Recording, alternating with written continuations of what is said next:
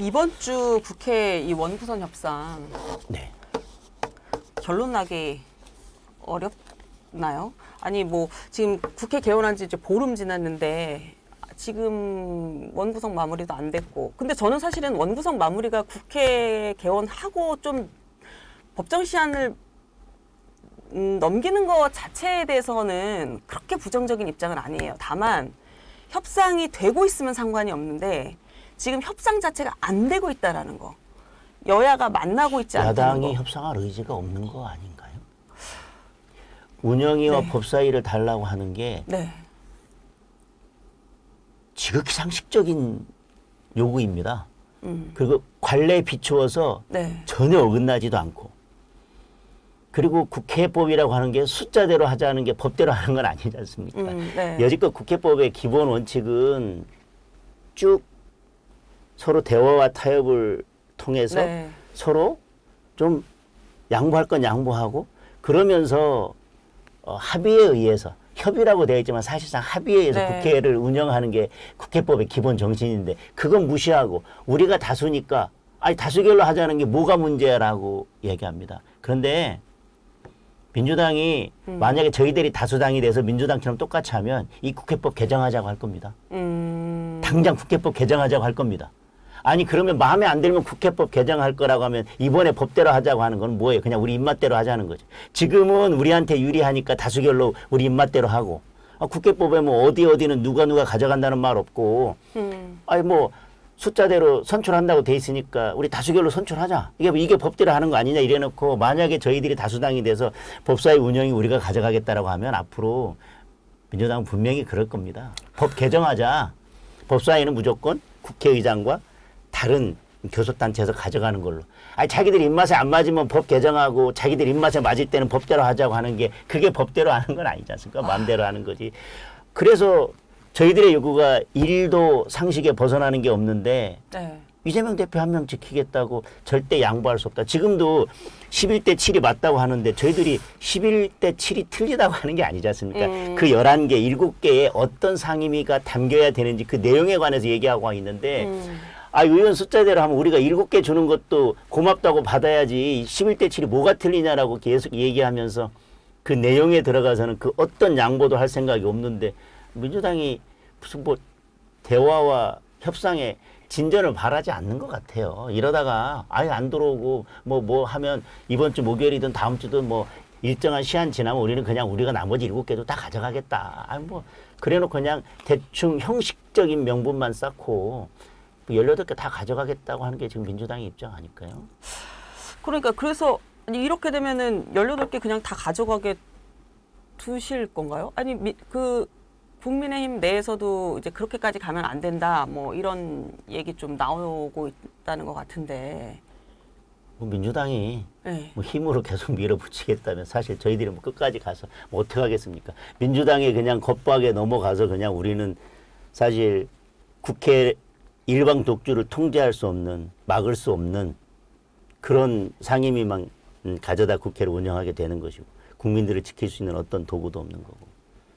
아마 지금 이제 조금 전에 원내대표께서 법사위 운영이 이제 1년씩 번갈아서 맞자라는 제안까지도 하신 것 같은데 저것도 저희가 양보하는 거지 않습니까? 원래 저희들이 맡아야 될 법사위 운영위를 1년씩 번갈아 가면서 맞자라고 그러네요. 하는 것도 국민의힘이 양보하는 법사위 운영이 1년씩 번갈아 맞자. 11개 가져갈 때도 어떻게 했습니까? 저희들이 좋다. 이제 다 그러면 이제 운영위도 그렇고 과방위도 그렇고 다 가져가도 좋으니 이렇게 일방 독주를 막으려면 그래도 법사위 하나는 우리가 상임위원장을 맡아야 되는 거 아니냐. 그래야 국민들을 위한 국회 운영이 되지 않겠냐 했더니 그것도 싫다는 거 아닙니까? 그러더니 이번에는 이제 법사위 운영이 한 번 1년씩 번갈아 맞자라고 우리 원내대표께서 제가 여기 방송하고 있는 사이에 제안하신 것 같은데 저 정도도 저희들이 충분히 양보한 거 아닙니까? 민주당이 저 안을 받을지 좀 봐야 될 것 같긴 한데. 그런 것들은 뭐 국민들께서 판단해 주시지 않을까 아니 싶습니다. 예전에는 본회의장에서 여야 의원들이 막 고성을 지르고 싸워도 그건 이제 현안에 대해서 싸우는 거고 네. 그 현안이 딱 끝나면 그 끝나고 나오면서는 서로 딱 등 두들기면서 같이 밥 먹으러 가고 막 이러셨거든요. 그래서 전 그 모습 어렸을 때 취재하면서 볼 때는 충격적이었거든요. 저렇게 싸우고? 근데 그거는 이제 물어보면, 일은 일이고, 개인적 감정적으로는 또 풀고. 그래야 협치가 되지 않을까요? 그러니까 딱 그렇게 말씀하셨어요. 그래야 협치가 그래야 되죠. 협치라지. 개인적으로 사람이 싫으면 협치를 못 해. 근데 지금은 그런 것조차 지금 여야 간에 거의 없는 상태인 거잖아요. 뭐 한쪽에서 저렇게 일방적으로 거의 겁박을 하면서 계속 21대부터 국회를 운영하고 있는데 이게 가능할까요? 사실 예전에 막 고성을 지르는 것 또한 네. 정치적 행위였습니다. 그래요, 맞아요. 그러니까 그것들은 국민들에게 우리의 입장을 보여주기 위한 정치적 그쵸. 행위였습니다. 그게 감정적인 그런 것보다는 우리는 이런 입장이다, 우리는 이런 입장이다라고 하는 것을 가장 강력한 형태로 국민들한테 보여주기 위해서 국민들한테 우리는 이런 입장입니다. 저희들을 한번 봐주시고 맞아요. 우리의 말씀을 좀 들어주십시오라고 하는 거였고 그러면 그렇게 하고 나서 그럼 여기서 끝내고 우리 그냥 각자 갈 길 갈 거냐. 그렇지 않고 나와서는 자 다시 또 협상 테이블에 앉아서 맞아요. 그래도 우리가 국민들 앞에 또 서로 또 타협하고 서로 협력하고 그래도 국민들에서 머리 맞대고 뭔가 해결해야 되지 않냐라고 하는 모습이 이제 등 두드리고 서로 이제 손 붙잡고 악수하고 잘해보자라고 하는 모습이었는데 그게 지금은 이 고성지로 하는 게 이게 정말 이게 뭐 저쪽은 들을 마음이 1도 없고 국민들한테 보여주기 위한 거라기보다는 그냥 뭐 거의 겁박이고 뭐 할템을 해보라 뭐 이런 건데 그럼 이게 뒤에 나와서도 이게 뭐 대화 협력이 되겠습니까? 실질적으로도 그리고 보여지는 것으로도 사실 이제 대화 타협이 거의 이제 사라진 상태죠. 그것은 국회가 네. 국민을 위해서 움직이고 있는 게 아니라 네네. 지금 상임위 배분이나 이 모든 것들이 지금 거대 야당이 특정 한 사람을 위해서 기승전 거기만 바라보고 움직이고 있기 때문에 이런 현상이 발생하고 있는 거 아닙니까? 국민은 안중에도 없고.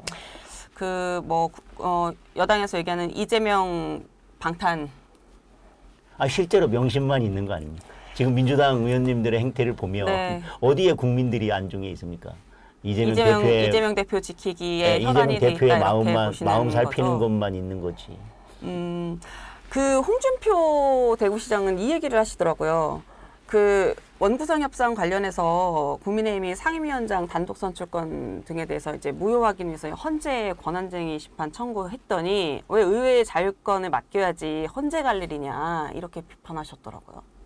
예전 같으면 맞는 이야기죠. 아, 충분히 협상하고 대화해서 풀 수 있는 문제를 왜 자꾸 법원으로 가고 헌재로 가고 이러냐 이 얘기인데 네.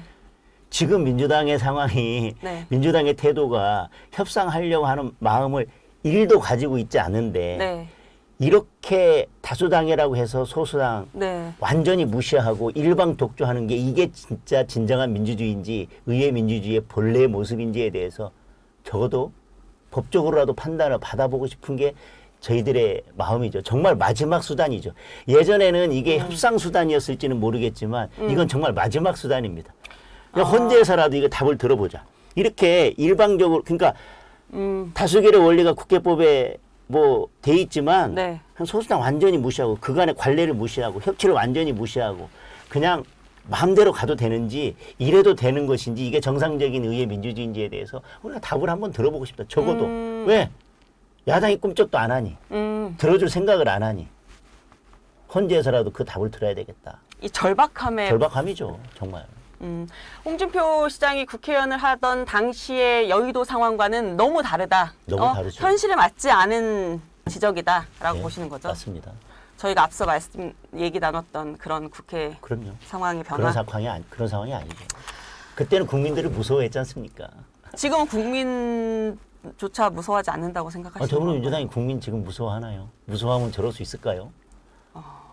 그럼 더불어민주당 국회의원들은 일이 무서워하는 건 이재명 뭘까요? 대표 한 사람이지 않습니까? 뭐 여기 대놓고 얘기해야 되나요? 그러면 국민의힘에서는 가령 지금 저기 나온 것처럼 추경호 원내대표가 그 법사위랑 운영이 여야 1년씩 순차로 맞자라고 했는데 이거를 만약에 민주당에서 받지 않으면 그러면은 국힘에서는 18개 상임위 민주당 다 가지고 가라. 그리고 책임도 다 져라. 아직 뭐 거기까지 결론 난 것은 아닙니다. 그것까지는 아니고 아직 상황을 좀 더 그래도 봐야 저희들이 된다. 어떻게든 이 국면을 풀기 위해서 네. 저희들이 뭐 제안을 해본 건데 네. 민주당이 저에 대해서 어떤 입장을 보일지는 좀 지켜봐야 될 것 같아요. 최대한 이상을 좀 풀어보고자 하는 노력이다 이렇게 좀 네, 봐야 된다는. 그 이재명 대표 위중교사 혐의 녹취 파일 공개됐잖아요. 네, 네. 유상범 의원이 이 정도면 교도소에 갈 실형까지는 아니더라도 집행유예가 붙을 정도의 징역형은 나온다 이렇게 말씀하시더라고요. 근데 판사 출신이시니까 어떻게 판단하세요? 그 정도는 나온다고 보세요? 위증교사는 매우 중대한 범죄입니다. 네. 그리고 이재명 대표의 정치적 지위나 네. 그리고 그 사건이 만약에 유죄로 났을 때 이재명 대표의 정치적 생명에 미칠 그 당시의 영향을 생각했다면 이것은 사실 중대한 범죄죠. 예. 그리고 뭐 이 다른 일반적인 사건의 위증교사와도 다르고 네. 사건의 유무죄를 갈 매우 본질적인 핵심적인 내용에 관한 위증교사지 않습니까? 네. 저는 가벼운 형은 아니라고 생각합니다. 예상되는 형이. 그리고 가벼운 형이 아니면 그 유상범 의원 적어도 집행유예 이상은 나와야 된다고 봅니다. 적어도. 적어도. 네. 그럼 더 이상도 될 수 있다고 뭐 보세요? 실형도 될 수 있죠. 아, 실형도 될 수 있다. 네. 그 민주당이 이제 표적 수사 금지법 발의했잖아요. 네.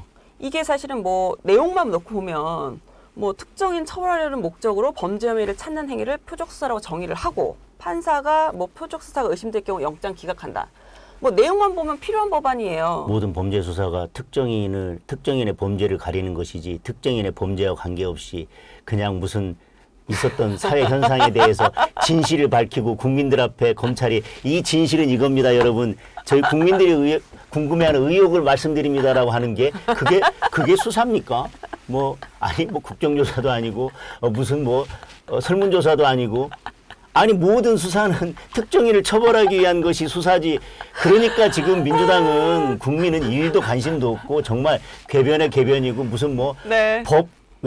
법을 왜곡해서 적용하면 뭐 그 왜곡죄 뭐 해가지고 검사 판사 다 처벌하겠다, 다 탄핵하겠다.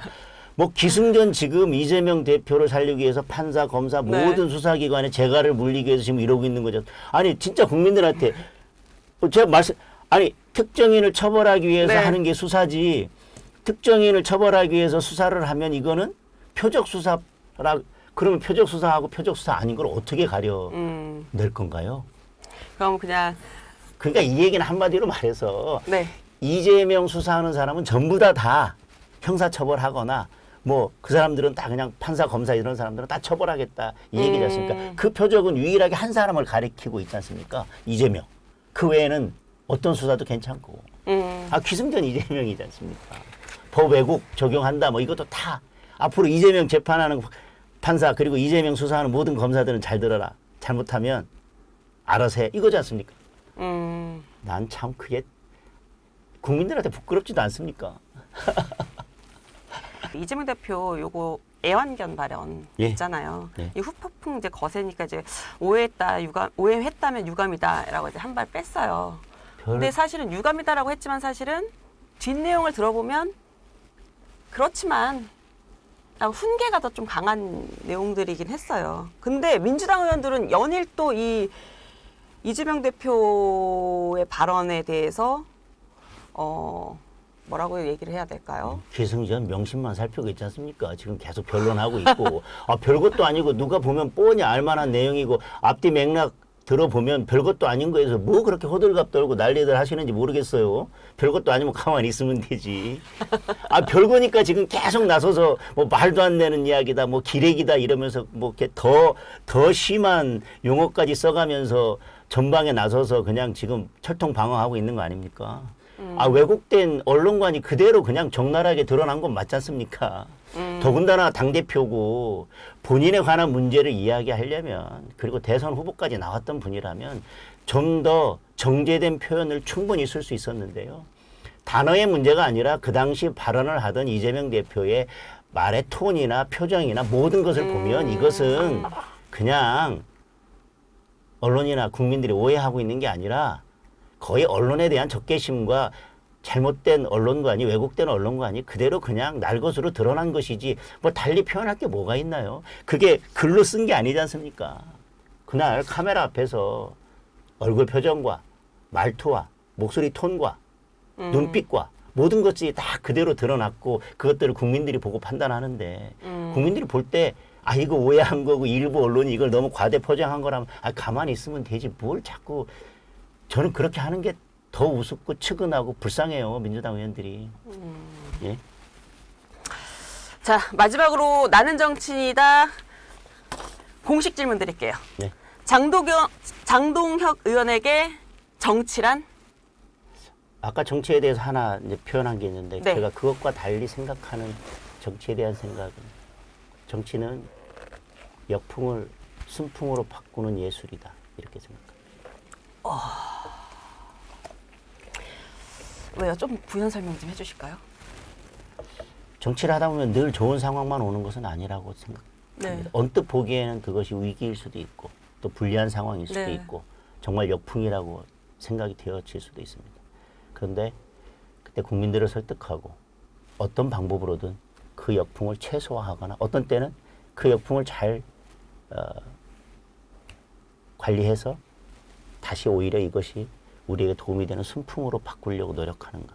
역풍이 왔다고 해서 과격한 방법으로 어떻게 그것을 뭐 없애려고 하거나 무리한 수를 쓰거나 과격하게 반응하거나 그것보다는 잘 생각하고 이것이 왜 이렇게 됐는지 그리고 민심에 어디에서부터 이 바람이 불어왔는지를 생각하면 저는 늘 그것을 순풍으로 바꿀 수 있는 방법은 있다고 생각합니다.